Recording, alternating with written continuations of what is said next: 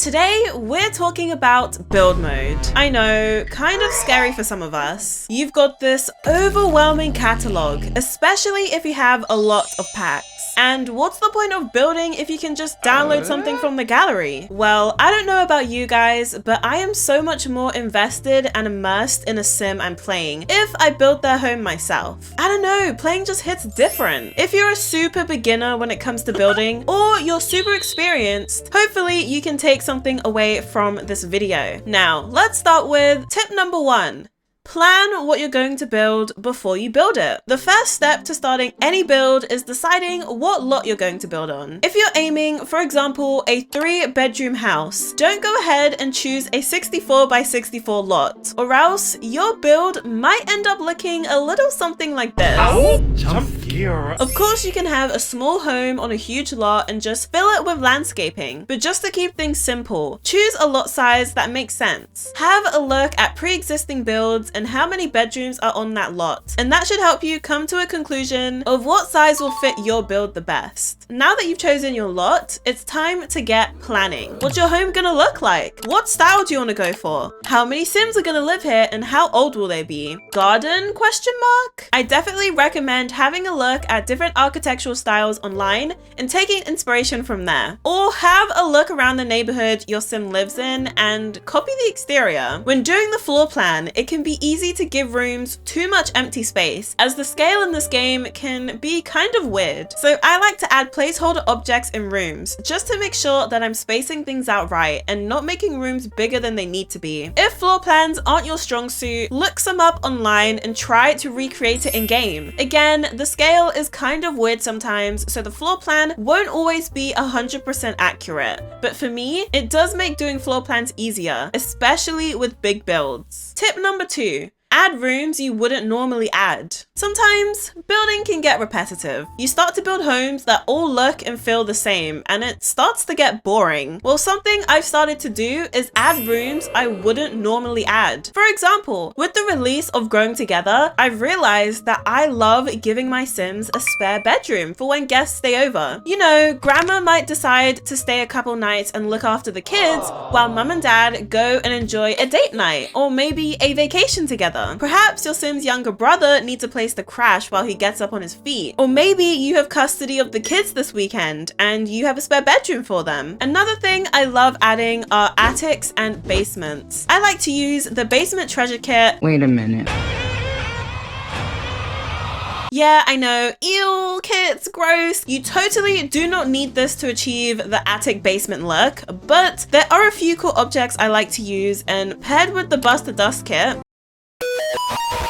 your Sim going down to the basement to vacuum all that dust. I don't know, there's just something about the realistic gameplay that just adds something for me. I don't know, it's just fun. Now, have you ever considered giving your Sims an allocated room for the skills they're into, or the career that they're in? My artist Sim has an art studio that lets her paint in peace, away from the kids. My writer Sim has a whole library to themselves. Yes, you can do a home gym for the gym rats, or you can have a greenhouse for your gardeners, but let's get creative. Why not have a mini stage room for your Sims that like to practice comedy? If your Sim likes to plan parties, consider giving them a dedicated space to do it, or maybe something a little classy like a ballroom. If you have a lot of kids, making a playroom can be such a lifesaver because you can just throw them in there and forget about them. If your Sims like to use different kitchen appliances, contemplate whether a pantry would be a good addition to their home. That way you can put all the appliances in there and lock the door so they don't continuously try and use them. And when you need it, just drag it into the main kitchen. I know some of these rooms are quite expensive to build, but I personally don't like having lots of money in this game as it makes playing a little boring for me. So this is a good way to get your Sims to spend some money. If you're building a home from scratch, some of these you might want to think about in your planning phase. However, if you have the space on your lot, you can always add an extension later. I like to make the extension look a little different from the rest of the house, as a lot of the time that's how it's done in real life. If you don't have the space on your lot, you can always add these rooms into the attic or the basement.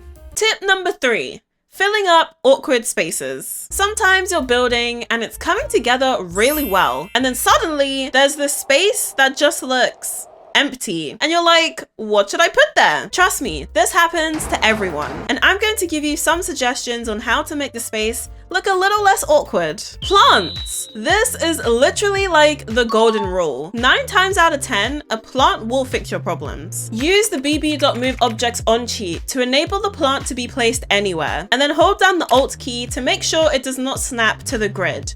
Perfect! Also, try sizing up and down with the 2 bracket keys on your keyboard to create unique arrangements. Trust me, there are never too many plants. If the living room's looking kind of bare, maybe add a floor lamp. These are also good in bedrooms as they take up floor space and add more interesting light to the room. Add more seating spaces, whether it's a lounge chair, an ottoman, or a poof pillow of some sort. A love seat in the corner, or a rocking chair. These definitely help with the weird spaces, and sometimes I like to pair these with an accent table or bookshelves to turn them into little reading nooks. Corridors can be awkward and tricky, so add an accent table. If it's a long one, don't overclutter it, and maybe add a nice little vase or some sort of potted plant. If the walls are looking sad, add a picture or 2. If you have too many pictures, then add a mirror. Trust me, accent table plus mirror is the life-saving combo. Tip number 4.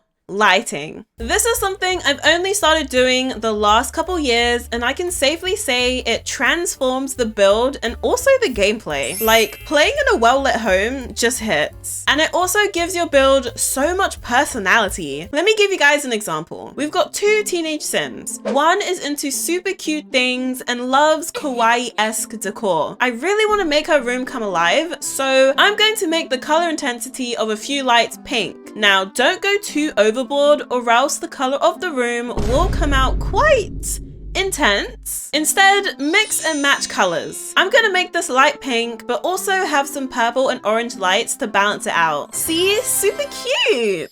Now, the other teenager really hates the world and enjoys being depressed, so I'm going to opt for a blue color palette, mixing in different shades and dimming lights that are a little intense. Wow, both rooms really came to life. I like to use the Edit Lights in Build Mode mod by the Pancake One and Mizor Yuki to allow me to change the lighting in build mode and not have to go into live mode to do it. Also, you don't always need to rely on ceiling lights, as wall lights can be a great alternative to making the room look a little moody. Tip number 5.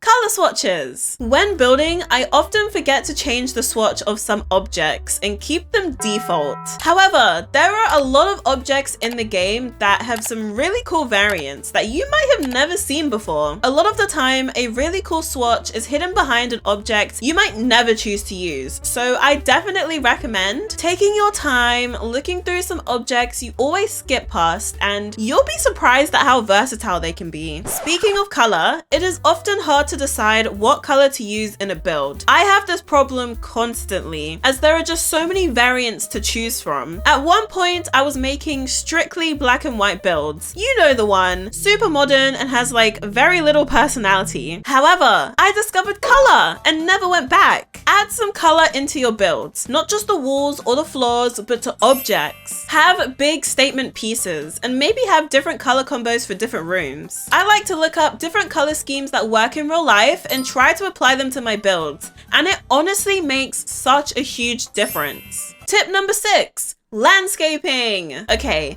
this is where things get difficult for me. I'll be honest, landscaping is my worst enemy because it's just so boring, but it is so important and can turn your build from looking like this to this. Rocks and bushes are your best friend, and don't forget to add some dirt terrain to bring it all together. Add a tree or 2 with some rocks beneath it, maybe a pathway leading to your front entrance. Depending on the style you're going for, maybe consider a front porch to add some interest to the front of your build. And don't forget your columns. A balcony or 2 could be cute. A nice spot for some skill activities. A bridge over a lake leading you to the front entrance would seriously add some drama. A romantic romantic garden filled with shrubs and flowers would be a gardener's dream. Don't forget to get something for the kids too. Maybe a treehouse or a sand pit. Maybe you just want to keep things simple. For me, these are my go-to landscaping items that save me time and time again. Don't know what to put on the side of your house? Get a couple of hedges and cover it up. No one will notice. Now, these are only some of the tips I've learned in the last couple years,